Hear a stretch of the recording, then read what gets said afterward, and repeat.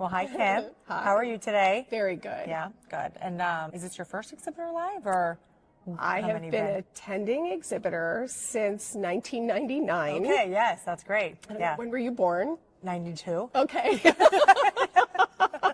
And I've been on the speaking faculty for 25 years. Okay, awesome. Yeah, my Yeah. first year speaking was 2000, so this is my 25th year. Okay, nice. So what class are you teaching this year, or classes? I do For this, speaking? yeah, I do the CTSM class Okay. for budgeting. Yep. I do the CTSM class for event management. And then I also, yesterday, did the half-day field trip to unique venues, which was a lot of fun. What was that?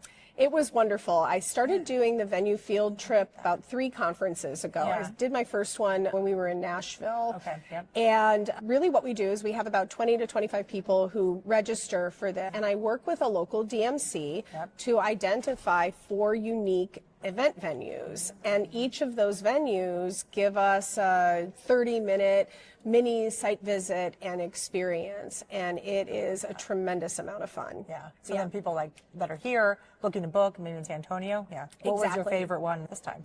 There was a venue that we went to that Yeah. was called 1902, 1901 or 1902. I think it's 1902. But it's an old train station in San Antonio that they've converted to an event venue club, and it's absolutely amazing. It was actually 2 venues that were right next to each other. One was called the SB, and then 1902 or 1 was right next to that. And both of those venues were absolutely phenomenal. And they brought in, the DMC actually brought in a longhorn steer named Tex. Yes, I love that. Yes. That is great. And we all got to meet Tex Yes. and get pictures with Tex. Yeah. And Tex was adorable, and he had the giant ring in his nose, yeah. as a steer should. Yep. But yeah, it was a really wonderful experience. So what would someone just have like an off-site event there, or what would be?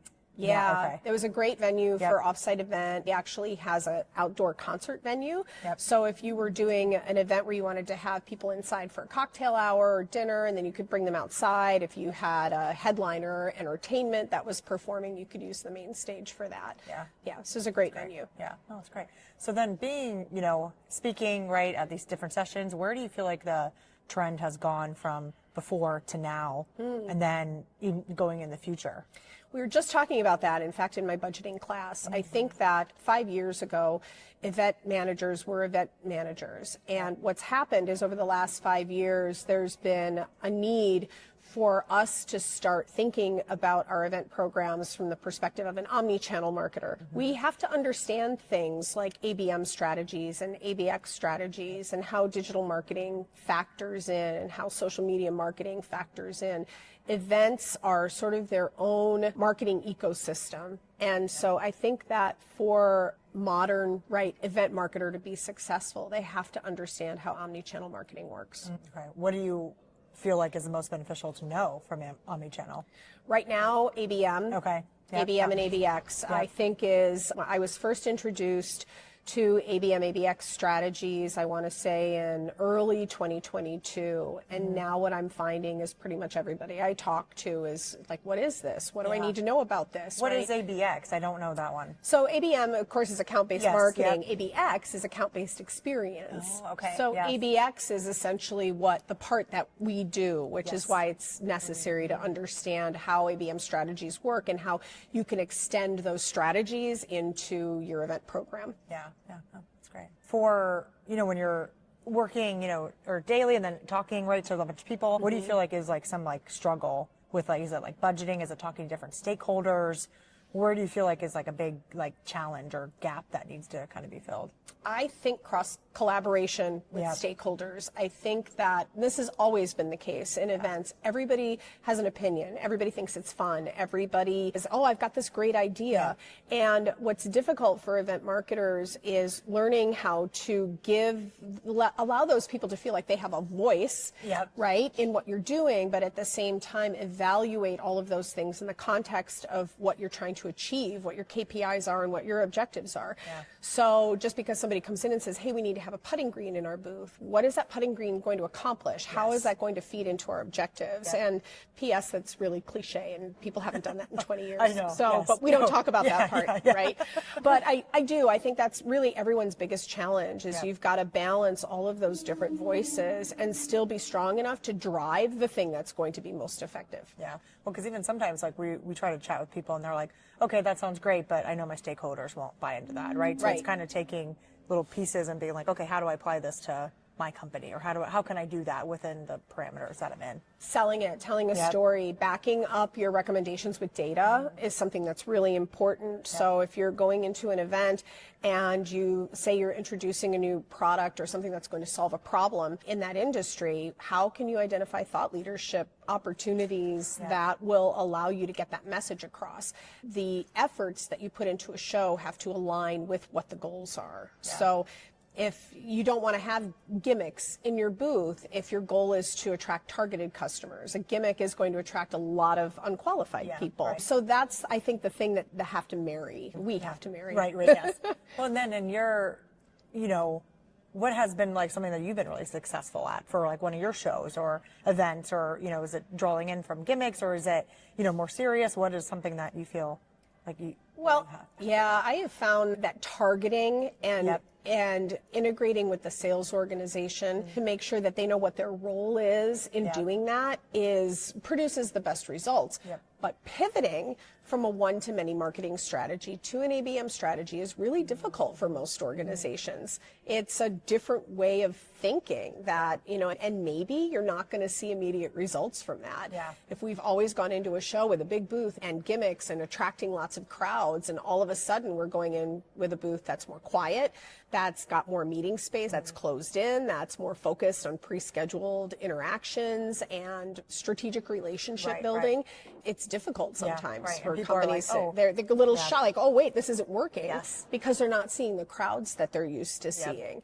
But it's the results afterward that I feel really speak for themselves. Yeah, I agree. Because then you get the ROI on it, right? And then, and then we have some people too that they're just like, oh no, we want the crowds, people know who we are, and that's just what they want to do, and that's, that's okay. That's okay if that's what you want to do. I don't know that there's a lot of security in that. There's no future proofing. In that approach. Yeah, and we always are trying to, like you said, a putting green, right? Some people are like, oh, I just want a spin wheel. But then we're like, okay, but you want the spin wheel because you want the engagement, you want the attraction. You don't really want, maybe not the spin wheel is not the best use of your time, right? So let's talk about your goals, your brand. Is there a specific tagline or something that you guys are, focal that we can pull off of to create some type of engagement? It doesn't have to be, some people are like, well, I don't have the money for that. But it can just be something small that's not, tech related, that, not bang the buck. So. No, absolutely. One of the best things that I've seen, and I absolutely loved this, was I was working in the multi-unit housing space, and one of the exhibitors at the shows that we saw a lot was Sherwin-Williams, the paint company, right? And what they did was, this was a show where the primary audience were property managers. And all along the front of their exhibit, they had manicure stations set up. And so Sherwin-Williams, as part of their trending thought leadership efforts, they do a color of the year. And so here you've got this audience of property managers, which is primarily women. They could sit down and they could get an express manicure in the Sherwin-Williams color of the year. And then the giveaway was a bottle of nail polish in that same color of the year. And I thought, that's brilliant, because now if I'm coming in and I'm like, I actually need a manicure right now, but I need a manicure, and I'm sitting down and I get this manicure, now all of a sudden I'm a captive audience for any of the people in the exhibit who want to come over and introduce themselves and say hi. It's casual, but what a great opportunity to engage and connect, and what a wonderful, memorable experience. We're going to treat. I don't have time to get all my maintenance done. So it was. I thought that was an absolutely brilliant tie-in to what they do. I mean, nail polish is paint. Yes, I agree. Because I'm saying it's not like paint very focused, but it is, because it has like this little tie-in. It's paint for your nails. I love but that. Doing it in that color and tying that into a giveaway, tying that into engagement, tying that into something that's valuable for an audience, I felt like it just checked every single box at that show. I loved it. Yeah. Oh, I love that. I feel like I'm going to steal that. I know, right? Oh, no, that's great. What would be something that your younger self you would tell, or just, younger people that are coming into event marketing, or yourself too, right? What would you say, like, advice? Be bold. I think that the times in my career where I saw the most success was when I took risks and decided to step outside of the, well, we're going to do it this way this year because we've done it that way every year, and introduced new ideas. And I think that there's always a challenge when you're taking those kinds of risks. I've had projects that I took a big risk and people were like, we should never do that again. And I said, you're right, we should never do that again, and I will never do that again. But I think also my greatest successes have come out of those moments where everybody was like, are you really going to do this? Yep, we're really going to do it. We're going to see what happens, and just gotten tremendous results. So I think that being creative and thinking outside the box and taking risks and trying new things, you know, that is the advice. I wish I had done more of that, I think, in the course of my career. Yeah, I agree. Because then you learn a lot too. Even if you fail, right, in that one, I'm sure you learn a lot from learn failure. So much more. Yes. Fail fast. So, yes. Fail fast and move on. Yep, exactly. Must-have tools, a good budgeting spreadsheet. I think it's absolutely important. Even if you're tracking your budget in like a CRM type of tool and using dashboards in a CRM tool, I like to extract my data so that I can kind of manipulate it and pivot. I will find if there's an opportunity for me to track something as a KPI, I will do it. I like to track everything that I possibly can. And I think it's a good practice to get into, because today somebody might be tracking just pipeline that you bring in, right? Net new pipeline. But all of a sudden you've got turnover in your C-suite, you have a new CMO, and all of a sudden the CMO wants to know about, you know, SQL, sales qualified leads. If you haven't been tracking that traditionally, you're not going to be able to answer that question. So I think it's really important. I extract a lot of my data from CRM tools, and I keep really strong spreadsheets that I can track as much as possible, and then go back and manipulate that data when I need it. I think it's better to have it when asked. If no one's asking, you should still have it. Yes, right. Because like you said, like if you get asked and then you're in a bind, you're like, oh, shit, now I need to spend 3 days doing this and pulling it together. Or you don't have access to it, right? Or it's very hard to get, or you come off as unprepared. I also think it's really important for people to follow trends in the industry. And that doesn't even necessarily mean, of course, reading things and participating in professional organizations and reading research papers and all that good stuff. But I also think it's really important to just talk to your peers, make connections in the industry, and find out, like, what are you seeing? What are the things you're being asked for? What are some new tactics that you've tried? You know, and it's a great way to get ideas that you can bring to your own program. One of my biggest pet peeves in life is when I see somebody doing something clever and creative and I didn't think of it first. I wish I had thought of that first. That's brilliant, you know. But you only get those little nuggets by getting out there and interacting with people. And I feel like sometimes people are like scared, being like, oh, maybe they won't share, right? And there might be the handful of people that won't. Right. But there's like a lot of people, like, you know, like when I look back, I'm like, oh, I want to help someone because I went through this, and why not just make it quick and easy, right? And the person is asking for advice, and it's, you know, and everyone has to apply it differently to different industries, and you know, so And our industry, generally speaking, events people are very much like, okay, we're the same people. We could be in the same role at competing companies, but we can still have a relationship and support each other without crossing. Without crossing lines. Without crossing a line or being inappropriate. That's actually one of the things that I've always loved about this industry. I mean, I could reach out to a complete stranger on LinkedIn who's in the events space, and it's like, oh, an events person. Great. What do you need? What can I do? Right. And that's one of the things I've loved about this business.